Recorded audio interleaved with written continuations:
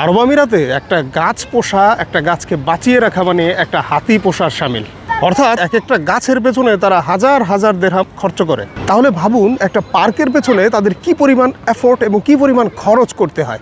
আমি যে পার্কে দাঁড়িয়ে আছি এটা ছোট্ট একটা পার্ক। আপনি যদি এই পার্কটাকে পুরোটা প্রদক্ষিণ করেন 2 থেকে 2.5 মিনিটের মধ্যে ঘুরে আসতে পারবেন।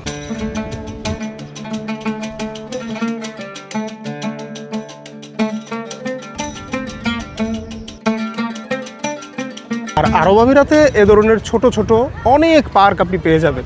এই গাছের মধ্যে পানি দেওয়ার জন্য দেখুন প্রত্যেকটা গাছের গোড়ায় এভাবে কালো কালো পাইপ টেনে তারা রেখেছে। এগুলো দিয়ে সকালে এবং বিকেলে প্রতিদিন এই পানিগুলো তারা দিয়ে থাকে। আর পানি দিলেই যে শুধুমাত্র গাছগুলো পরিপুষ্ট থাকে বা একেবারে সতেজ হয়ে যায় এরকম কিন্তু না। অনেক গাছ অনেক সময় প্রবলেম দেখা দেয় এবং তখন তাদের স্পেশাল টিম এসে এই গাছগুলোকে শেকড় থেকে উঠিয়ে শেকড়ের মাটি সরিয়ে এখানে পর্যাপ্ত পরিমাণে সার বা যা যা প্রয়োজন সব কিছু দিয়ে আবার সেগুলোকে এখানে রোপণ করে রাখে এবং প্রতিনিয়ত এগুলোকে অবজারভেশন করে। মরুভূমির গাছ খেত এই যে খেজুরের গাছগুলো আছে এই গাছগুলোতেও কিন্তু তাদের পানি দিয়ে রাখতে হয়, এই গাছগুলোরও তাদের যত্ন নিতে হয়। কি পরিমাণে উদ্ভিদের জন্য প্রতিকূল পরিবেশ হলে পরে এই গাছগুলোদেরও তাদের যত্ন নেওয়া লাগে। এবার তাহলে ভাবুন একটা গাছের প্রতি যদি তাদের এত পরিচর্যা, এত টাকা পয়সা যদি একটা গাছের জন্য তাদের খরচ হয়ে যায় তাহলে এই একটা বাগান করতে তাদের কি পরিমাণ টাকা খরচ হতে পারে। আমার মনে হয় আরব আমিরাতের যত ডেকোরেশন খরচ আছে তার মধ্যে উদ্ভিদের পিছনে যে খরচ তাদের হয় এটাই সবচেয়ে বেশি। আর এই ছোট্ট এক টুকরো উদ্যান মানুষকে বৈকালিক বিনোদন এবং তীব্র তাপদাহে প্রশান্তির আবেশ দিয়ে থাকে।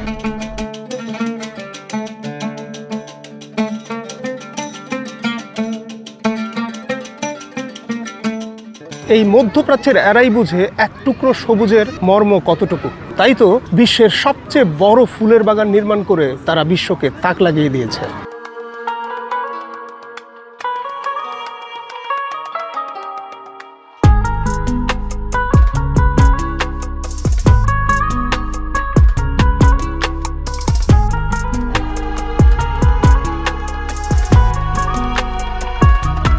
এরা যদি বাংলাদেশের মতো উদ্ভিদ অনুকূল পরিবেশ পেত এরা পুরো আরব আমিরাতকে অ্যামাজন জঙ্গল বানিয়ে ফেলত।